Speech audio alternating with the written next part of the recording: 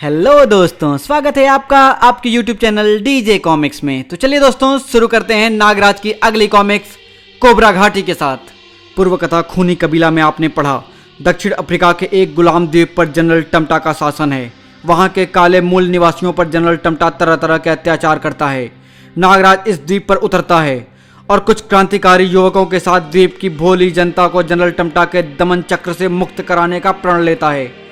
खूनी कबीले का सरदार टांगो जनरल टमटा की आज्ञा से नागराज को पकड़ने के लिए जाता है और नागराज को अपने मुंह से निकलने वाली आग से घायल कर देता है और पोमा चोमा व सुगा को अन्य बस्ती वालों के साथ बंदी बनाकर ले जाता है। घायल नागराज को बाबा गोरखनाथ ने महर्षि ज्वालानाथ का पता बताया, जो उसे टांगों के मुखाग्नि से बचा सकते थे।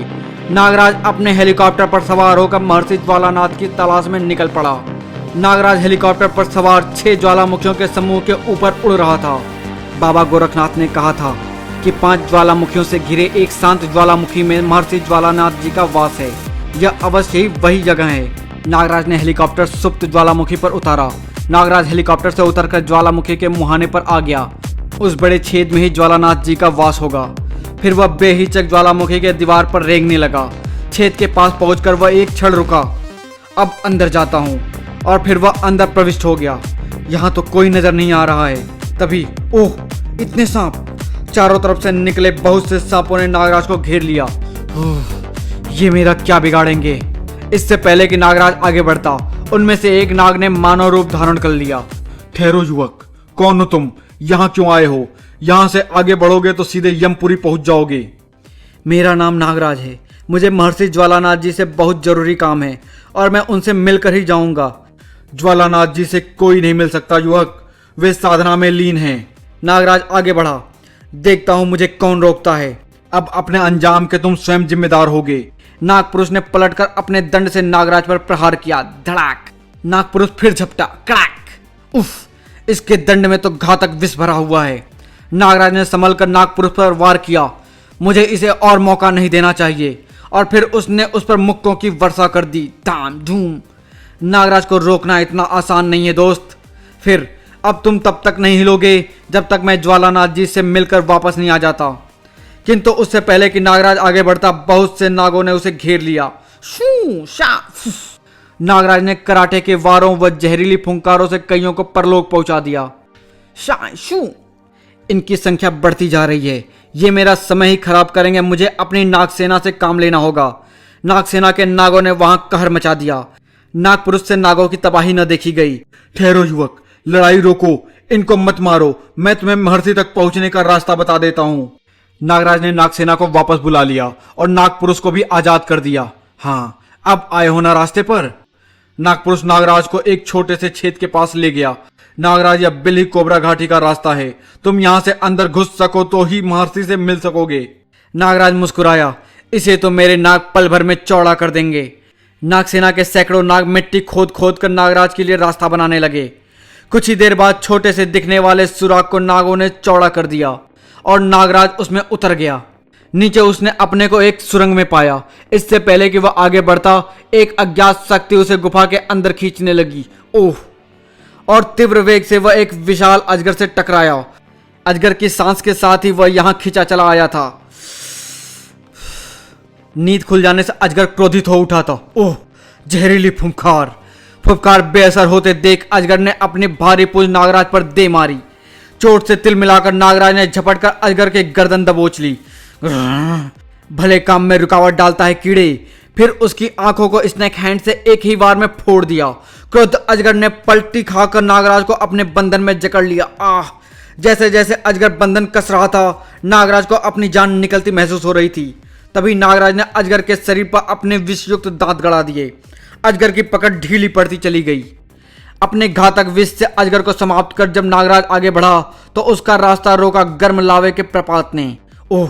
यह तो बहुत ही गर्म है। मैं इसे तैरकर पार नहीं कर सकता। तभी वाह! छत से लावा नहीं टपक रहा। छोटे छोटे सांप को छत पर रेंगता देख नागराज भी छत पर चिपक गया और फिर तेजी से रेंगता हुआ दूसरी तरफ कूद गया। यहां से कदम कदम पर मौत बिछी है। नागराज जैसे ही आगे बढ़ा, गहरे गड्ढे में जा पड़ा।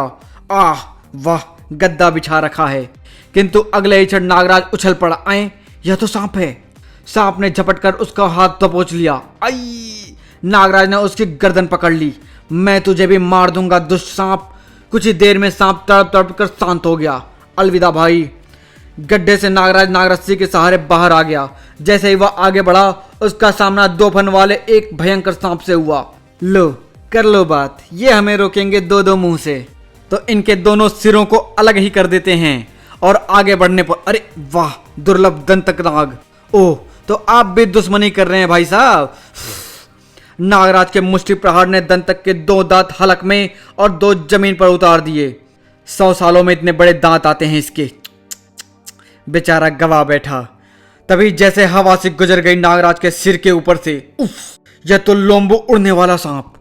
सांप हमला करने के लिए दोबारा पलटा, लेकिन झुप, नागराज ने चपलता से 2 उंगलियां सांप की आंखों में घुसेड़ दी। मुझे इन्हें मारना बिल्कुल अच्छा नहीं लगता, किंतु अभी मुझे हजारों आदमियों की जान बचानी है। तभी ओह, यह तो घोड़ा पछाड़ सांप है, अत्यंत बलशाली। सांप ने पलटी मारी, पटाक। नागराज ने पूरी ताकत लगाकर सांप को पैरों से अलग किया और खड़ा हो गया। फिर उसने जमीन पर पटक पटक कर घोड़ा पछाड़ सांप को यमलोक पहुंचा दिया। मुझे अफसोस है दोस्त। सटाक। नागराज घोड़ा पछाड़ से लड़कर जैसे ही पलटा, ओह चितकबरा। कोबरा राज ने अपने सेना नायकों को भी चुन चुन कर रखा है, जवाब नहीं इसका भी। अगले ही क्षण चितकबरा नागराज पर झपटा। उफ! नागराज ने उसका गला पकड़ने की चेष्टा की, किंतु चितकबरा के शरीर पर मौजूद कांटों ने उसे हाथ खींच लेने पर मजबूर कर दिया। हाय, मैं तो इसके कटीले बदन को भूल ही गया था। चितकबरा फिर झपटा। नागराज ने उस पर मुक्का तान लिया। आ बेटा आ, मुंह ना सुझा दिया तो कहना धाड़। किंतु चितकबरा ने मुंह की जगह शरीर आगे कर दिया। हाय रे चितकबरा, यह तूने क्या किया? ओह, यह तो फिर हमला कर रहा है। मुझे समझदारी से काम लेना चाहिए, वक्त पहले ही बहुत खराब हो चुका है। अब जैसे ही चितकबरा नागराज के पास पहुंचा, नागराज ने उस पर जहरीली फुंकार से वार किया। चितकबरा इतना जहर न सह सका। गलत आदमी से उलझ गए बेटा। वह जमीन पर गिरकर तड़पने लगा। फिर नागराज निर्विघ्न आगे बढ़ता गया। वाह, लगता है अब कोई बाकी नहीं रह गया। सुरंग भी खत्म हो रही है। लगता है यही महर्षि ज्वालानाथ जी हैं, पर ये तो साधना में लीन हैं। मैं इन्हें उठाता हूं। नागराज जैसे ही आगे बढ़ा, एक भयानक आवाज ने उसे जड़ कर दिया। ठहरो। हैं? यह कौन बोला? मैं कोबरा राज हूँ। तुम यहाँ तक तो पहुँच गए दुष्ट बालक, किंतु अब कोई और अनर्थ करने से पहले मैं तुम्हें यमलोक पहुंचा दूंगा। ओह, तो तुम ही कोबरा राज हो। देखो, पहले मेरी पूरी बात सुन लो, फिर तुम खुद ही मुझे महर्षि से मिलने दोगे। नहीं, मुझे कुछ नहीं सुनना, बस मरने के लिए तैयार हो जाओ। कहते ही कोबरा राज ने नागराज पर बहुत सारा विष उगल दिया। नागराज ने एक तरफ कूदकर बचाव किया। ओह, यह तो कुछ समझता ही नहीं। मुकाबला तो करना ही पड़ेगा। कोबरा राज ने फिर हलाल से हमला किया। ओह, यह विष मेरे लिए घातक हो सकता है। अब इससे पहले कि कोबरा राज फिर विष उगलता, नागराज उछला और कोबरा राज को बचाव का कोई भी मौका ना देते हुए नागराज ने अपनी शक्तिशाली ठोकर से कोबरा राज का एक फन तोड़ दिया। दर्द से तिलमिलाते कोबरा राज ने अपनी पूंछ की एक जबरदस्त टक्कर नागराज को मारी। उफ! फिर उसने नागराज को अपनी पूंछ में लपेट लिया और उसके शरीर को जकड़ने लगा। अब तू नहीं बच सकता बच्चे। कोबरा राज की पकड़ से केवल मुर्दा ही बाहर निकलता है। उफ! दर्द से छटपटाते नागराज ने सारी शक्ति संचित करके कोबरा राज पर अत्यंत शक्तिशाली विष की फुंकार मारी। विष कोबरा राज की आंखों में समा गया। दर्द की अधिकता से उसकी पकड़ ढीली पड़ गई। उफ, मेरी आंख। नागराज ने यह अवसर नहीं छोड़ा। उसने कोबरा राज की पूंछ पकड़ी और उसे धरती पर पटकने लगा। अब तुझे बताता हूं कौन यमलोक जाएगा। सटाक। आह! धरती से टकराने से कोबरा राज का एक सिर और टूट गया। क्यों दिखने लगा यमलोक? आह, महर्षि बचाइए। फिर नागराज पूंछ छोड़कर उसके फन पर कूदने लगा। बचाइए महर्षि, मुझे इस इंसान से बचाइए। इंसान? अरे बालक कहो बालक। ए धम! कोबरा राज की चीखों से महर्षि का ध्यान भंग हो गया। ठहरो नागराज, मैं इसे खत्म कर दूंगा। नहीं नागराज, अब तुम इसे नहीं मारोगे। मेरे कहने पर ही इसने तुम्हारा रास्ता रोका था। आपके कहने पर? हाँ, हम तुम्हारी परीक्षा लेना चाहते थे कि तुम मणि धारण करने के लायक हो भी या नहीं। मणि परीक्षा? मैं कुछ समझा नहीं महर्षि। वत्स, तुम्हारे गुरु गोरखनाथ ने मुझसे संपर्क स्थापित करके तुम्हारे बारे में सब कुछ बता दिया था। तुम्हें दुष्ट टांगों के मुख से निकलती आग से यह पोलक मणि ही बचा सकती है। यह दुर्लभ मणि किसी गलत हाथ में न पड़ जाए, इसलिए मैंने तुम्हारी परीक्षा ली थी, जिसमें तुमने अपनी जान की बाजी लगाकर अपनी श्रेष्ठता सिद्ध कर दी। किंतु महर्षि वे जो नाग व्यर्थी मेरे कारण मौत के मुंह चले गए। कोई कहीं नहीं गया नागराज, वह सब मेरा माया जाल था। देख लो वे सब स्वस्थ हैं और यहीं मौजूद हैं। ओ महर्षि आप धन्य हैं। नागराज तुम निश्चय ही वीर हो, कभी हमारी जरूरत पड़े तो अवश्य याद करना, हम तुम्हारी मदद को जरूर आएंगे। धन्यवाद दोस्तों, अब मैं चलूंगा। फिर महर्षि को प्रणाम करके नागराज चल दिया। सब कितने अच्छे थे। लावे के प्रपात के आगे वह ठिठका। ओह खौलता लावा, मुझे उसमें चलकर देखना चाहिए कि मणि कितनी उपयोगी है। ओह यह गर्म लावा तो शीतल जल की भांति प्रतीत हो रहा है।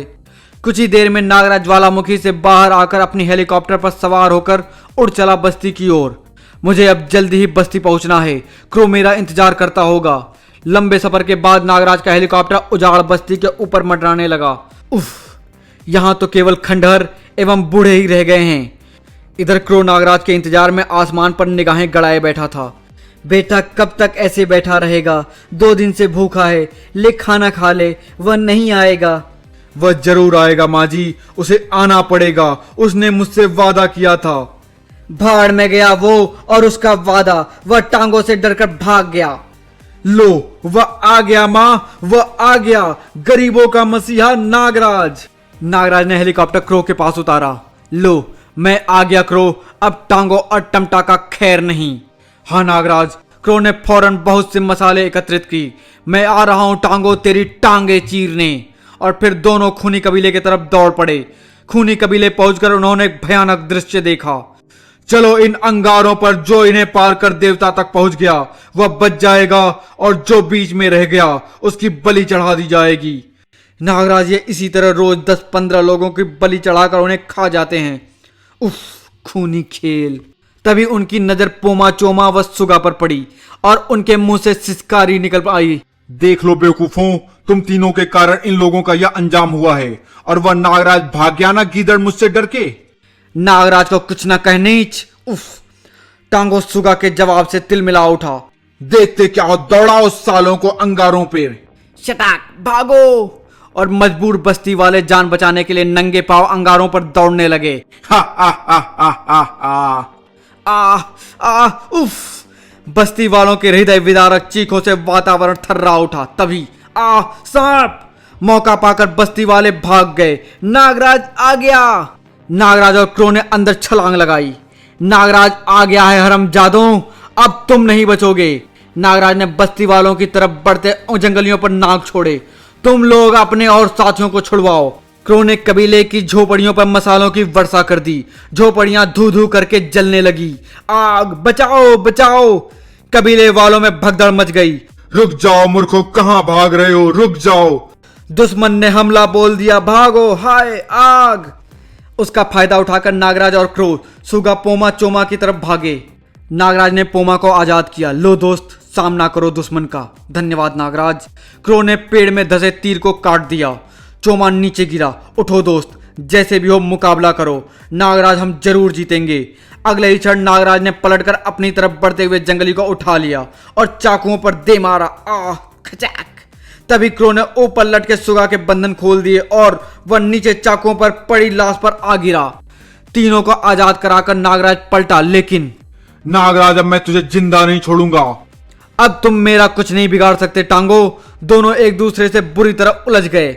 उफ, इस पर तो आग का कोई असर नहीं हो रहा है। उठ टांगो, खड़ा हो, लड़ मुझसे। टांगो ने एक बार फिर नागराज पर आग उगल दी। अब यह नहीं बच सकता। किंतु आग पोलक मड़ी से टकराकर वापस पलट गई। टांगो अपने ही आग में घिर गया। उफ, मैं मरा। और जलने लगा। कुछ देर बाद वहां केवल टांगों की राख ही बाकी रह गई थी। जल मरा पापी। चलो नागराज, हमने सब बस्ती वालों को छुड़ा लिया है। हाँ चलो। कबीले से बाहर आकर सुगा हम सब अभी टमटा के हेडक्वार्टर पर धावा बोलेंगे। हाँ नागराज, हम सब बस्ती वाले तुम्हारे साथ हैं। कुछ देर बाद बस्ती वालों ने टमटा के हेडक्वार्टर पर हमला बोल दिया। कोई गोरा बचने ना पाए, मारो काटो। बस्ती वाले हेडक्वार्टर में घुस गए और टमटा के सैनिकों से भिड़ गए। खचाक धाए। ओह, नागराज, पोमा चोमा, क्रो और सुगा मारकाट मचाते हुए अंदर टमटा को ढूंढ रहे थे। बता टमटा कहां है? उधर। इधर जनरल टमटा भी इस बलवे से बेखबर न था। एक आदमी ने मेरा कितना नुकसान कर दिया। उफ, एक बार यहां आ जाए फिर वह नहीं बच सकता। तभी आओ, हमें तुम्हारा इंतजार था नागराज। मेरा नहीं, अपनी मौत का प्यारे लाल। जनरल टमटा ने बटन दबाया। मौत तो मैं तुम्हें दे रहा हूं बच्चों। ग्रर। टमटा ने विशेष सीटी बजाई और चारों गिद्ध बाहर आ गए और पांचों पर झपट पड़े। नागराज, या तो हमें समुचे ही निगल जाएंगे। ओह, या क्या! एक गिद्ध ने क्रो को अपनी चोट से घायल कर दिया। आह, नागराज बचाओ! नागराज ने अपनी तरफ बढ़ते गिद्ध पर नाक छोड़ा। सुगा, इनको आंखों पर चाकू मारो जल्दी। सुगा ने क्रो की तरफ बढ़ते गिद्ध पर चाकू फेंका। चोमा व पोमा ने भी वही तरकीब अपनाई। अंधे गिद्ध इधर उधर पंजे मारने लगे। भागो कमरे से बाहर, ये किसी को भी नुकसान पहुंचा सकते हैं। गिद्ध किसी को न पाकर सीटी बजाते टमटा पर ही टूट पड़े। आह, बचाओ! कुछ ही देर में वे उसे चट कर गए। टमटा के मरते ही लोगों ने बहुमत से शासन की बागडोर सुगा को सौंप दी। नागराज, आज मेरे देशवासी कितने खुश हैं, सब तुम्हारे कारण। तुम कुछ दिन और रुक जाओ यहाँ। नहीं जनरल सुगा, अब मुझे बहुत जल्द भारत जाना है। वहां भी कई अत्याचारियों का शासन बदलना होगा। नागराज जिंदाबाद! फिर नागराज उनसे विदा लेकर अपने अगले अभियान पर चल पड़ा। समाप्त। तो धन्यवाद दोस्तों, मिलते हैं अगली कॉमिक्स में। धन्यवाद।